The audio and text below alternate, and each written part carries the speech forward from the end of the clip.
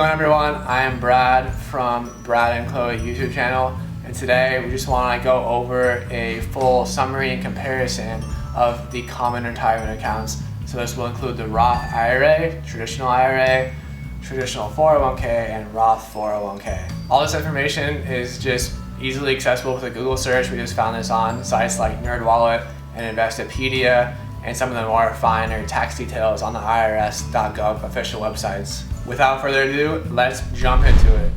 Here we are at this high-tech table we made for comparison of all of these retirement accounts. Both the Roth 401k and the Roth IRA, individual retirement account, are post-tax contributions. This means you have already paid taxes on them, and when you withdraw the funds, they are tax-free. On the flip side, the traditional 401k and IRA are pre-tax contributions. This means this money has not been taxed and will be taxed upon withdrawal. All contributions to the traditional 401k are tax deductible, meaning you can deduct the contributions from your income. Whether or not you can deduct IRA contributions depends on your MAGI, or your modified adjusted gross income. You can consult this table on the IRS website. Consult a tax professional for getting an exact MAGI. Basically, it's your income minus any deductions. The income limit for the IRAs are $6,000. Unless you're age 50 or older, then it's $7,000. This is combined for all IRA accounts. This means if you are 25 and you have $3,000 in your Roth IRA and $3,000 in your traditional IRA, you will have hit the limit for the year. It does not mean you can have $6,000 in your Roth IRA and also $6,000 in your traditional IRA. Note, all numbers in this table are for the year 2021. The same logic applies to your 401k accounts, except the limit is $19,500 or $26,000 if you're age 50 or older. IRAs are not employer sponsored, so naturally there's no employer match, hence the term individual retirement accounts. 401ks are by nature employer sponsored. Generally speaking, you only have a 401k through your employer. Whether or not your employer matches your contributions is dependent on your employer. Remember, always take any kind of match your employer offers. Keep in mind, employer matches are always pre-tax, and they also do not count towards the $19,500 annual contribution limit. The only account that has an income limit that limits your contributions is the Roth IRA. Check out this link in the description to get the exact numbers from NerdWallet. If you make close to any of these, consult a CPA to see if you can get your income below the limits. Remember, for the traditional IRA, your income determines if your contributions are tax deductible or not. For a 401k, the account is sponsored by the employer, which means whatever company they choose to work with sets the available investment options. This means there are only a limited number of funds you can invest into.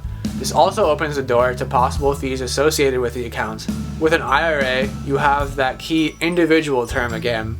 The investment options are only limited by whatever brokerage you choose to go through.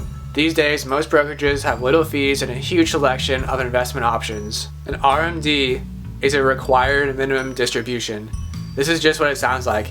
It's essentially the government requiring you to start withdrawing from your retirement accounts at a certain age.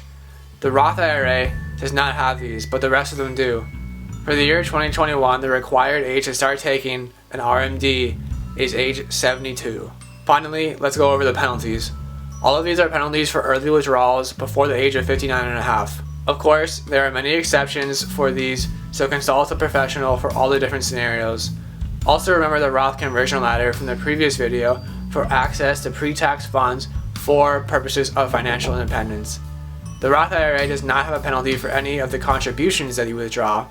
This is the money that you put into the account originally and has already been taxed. You'll have to pay income taxes and a 10% penalty on early withdrawal of any earnings in the Roth IRA.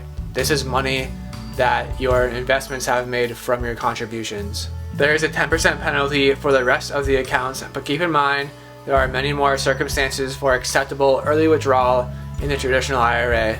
Examples of this include purposes for education, a home purchase, and the birth or adoption of a child.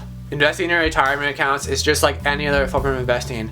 At Brad and Chloe, we are a real advocate of long-term investing. That is, you do not plan on needing this money anywhere in the short-term or near-term future. This is a result of years of discipline and intentionality in which you withdraw these funds for purposes you choose, such as early retirement and financial independence. As far as retirement account priorities go, in our opinion, we think the most important thing to do is to get that full employer match.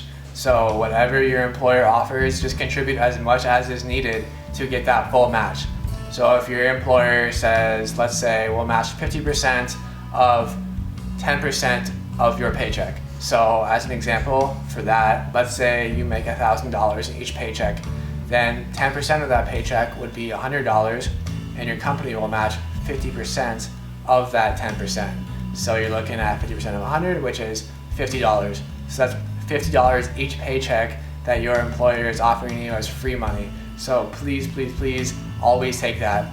And remember, the employer match is going to be pre-tax, and it also will not count towards your annual contribution limit of $19,500 or $26,000 if you're over the age of 50. After you take the full match, we like the IRAs just because they're more individual, literally, and there's just more investment options there. Now, if you make too much in order to contribute to a Roth IRA, or if your contributions will not be tax deductible for a traditional IRA because of your income, then first consult with a tax professional or CPA to see if you can get your MAGI, your modified adjusted gross income, below the thresholds. And then after that, after you've exhausted the IRA, let's move on to the 401k and just go ahead and max out those as much as you can for the year. Get them up to the contribution limits, or if not, just contribute as much as you can. As far as stock investing goes, having an individual brokerage account, or AKA just a regular taxable account, is good too, but just recognize that the huge, the major tax advantages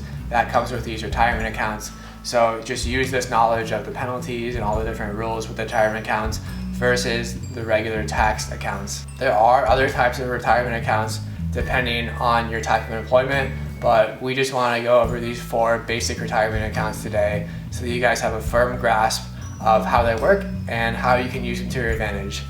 With that being said, guys, that is our video for the day. Thank you so much for watching, and have a great day.